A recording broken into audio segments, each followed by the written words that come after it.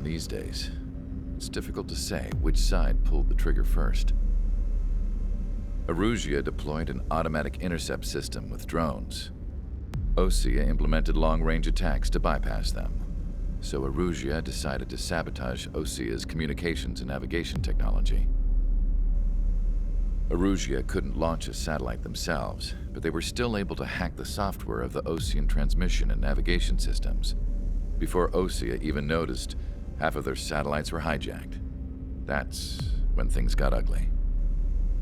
In an attempt to knock out each other's capabilities, both forces launched fighters loaded with anti-satellite missiles at the same time.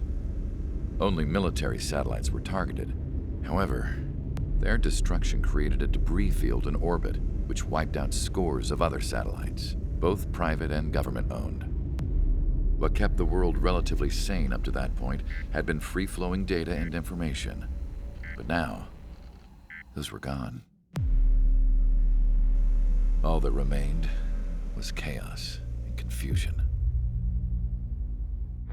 Government and civilian broadcasts and transmissions were cut off. The flow of information had ceased.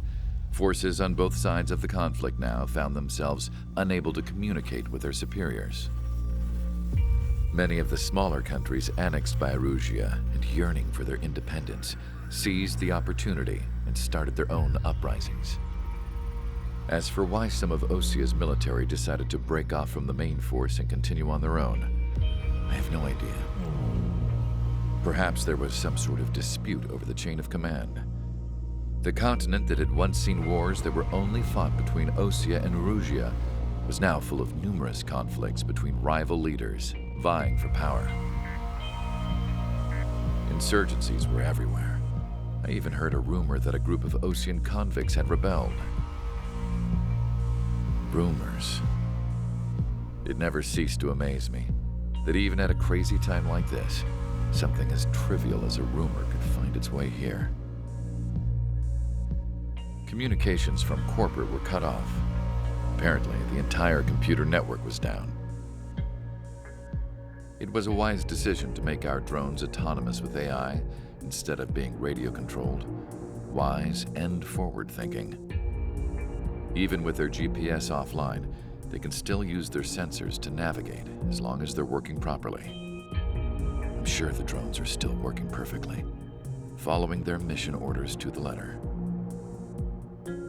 I wish I could upload Mihai's new data to them. But without a connection, I can't upload the software to the active drones. The new ones we're making, though, there should still be enough time to upgrade those before they're activated. I'll be taking the data I've acquired away from the front lines now. Oh, and I'll be taking the girls, too. I told my assistant Masa it was time to get Mihai's granddaughters ready to leave here. She's not much older than the girls, but she has a way about her, and I'm sure she won't have any trouble with them. I saw a plane flying off in the distance. I imagine it was looking for a safer place. The plane had a rose emblem on it.